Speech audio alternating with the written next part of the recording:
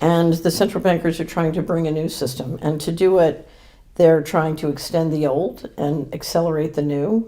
And it makes it a very chaotic thing, since much of the new is being tested and tried and prototyped, and it involves many different industries. So I describe the new system as the end of currencies. So we're not bringing in a new currency, we're essentially bringing in a new transaction system that will be all digital and essentially end currencies as we know them. So what they're trying to do involves essentially all the money on the planet. So it's big, it's complicated, it's messy, and the challenge they have is, how do you market a system that if people understood it, nobody would want? And of course, the way you do that is with a healthcare crisis. And why is a healthcare crisis good for that?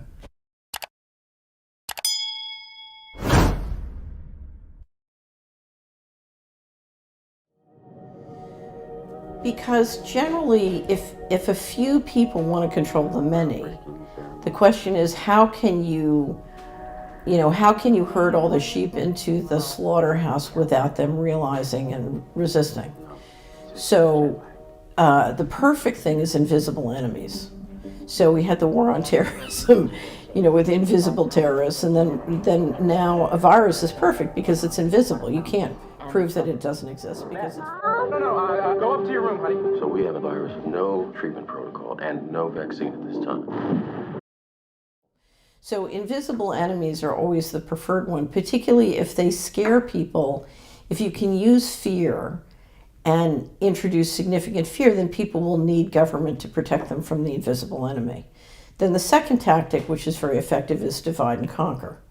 And so in the meantime, if you can use the media plays a very important role. If you can turn men and women against each other and black and white against each other. And one of the reasons you import a lot of immigrants into Europe is turn the general population against the immigrants, and then you need government to be in the middle. And so these are all, whether it's divide and tactic or invisible enemies, these are all ways to institute fear and get people to go along with things. And of course, the invisible virus allows you to do enormous control mechanisms. You can stop people from gathering, you can stop people from organizing, you can stop people from getting together and talking about what's going on, et cetera, et cetera. And if you digitize it with contact tracing, then you can control who's talking to whom. If you can get them to do all their work and education online, you can literally listen to everything they're saying.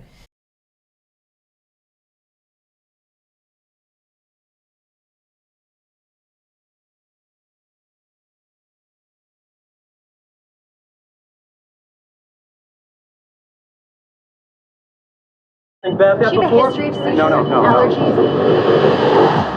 As of last night, there are 32 cases. Unfortunately, she did die. Right. So can I go talk to her? Mr. Amoff, your wife is dead. What are you talking about? Okay. What happened to her? What happened to her? Is there any way someone could weaponize the bird flu? Is that what we're looking at? Someone doesn't have to weaponize the bird flu. The birds are doing that. Watch this. It's transmission, so we just need to know which direction. On day one, there were 2 people, and then 4, and then 16. In 3 months, it's 1 billion. That's where we're heading. All these new challenges are bringing together about the biggest restructuring we have ever seen, not just of the global economy, but of the global order as a whole. And 200 years ago, a famous British Foreign Secretary said that the new world had been called into existence to redress the balance of the old. In 1990, another old world ended, dominated by the Cold War, and people talked then, in 1990, of a new world order. What they actually meant then was a new political order.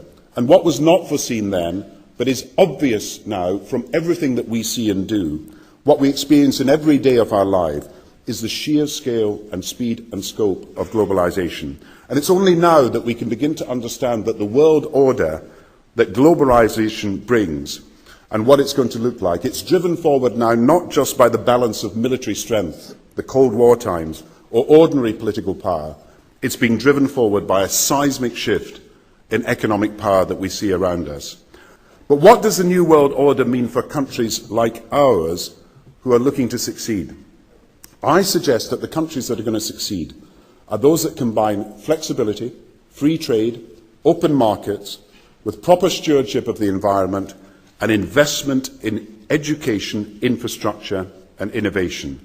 And the question for us is how we meet and master all these challenges to ensure that Britain enhances its competitiveness in the process and realises what I believe is our destiny of success in this new world order. So, in conclusion, ladies and gentlemen, a new world is emerging. It is a new world order with significantly different and radically new challenges for the future.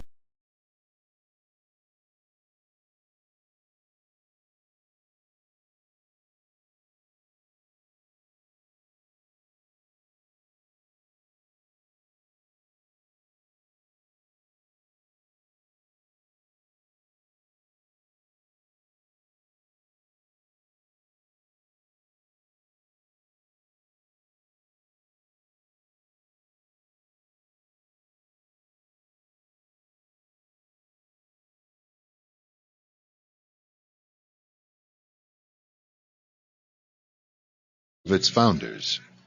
We have before us the opportunity to forge for ourselves and for future generations a new world order, a world where the rule of law, not the law of the jungle, governs the conduct of nations. When we are successful, and we will be, we have a real chance at this new world order, an order in which a credible United Nations can use its peacekeeping role to fulfill the promise and vision of the UN's founders. From 1945 and the end of the war through 1989 and the end of the Cold War, we had a worldview. Republican and Democratic presidents alike, from Harry Truman to George Bush, stood for freedom and stood for certain propositions that would make America strong and healthy and grow the middle class and shrink poverty and stand against communism. And after 1989, President Bush said, and it's a phrase that I often use myself, that we needed a new world order. And instead, it looks like we got a lot of disorder. And we still, and after 9/11, we've been more sensitive to the disorder in the world.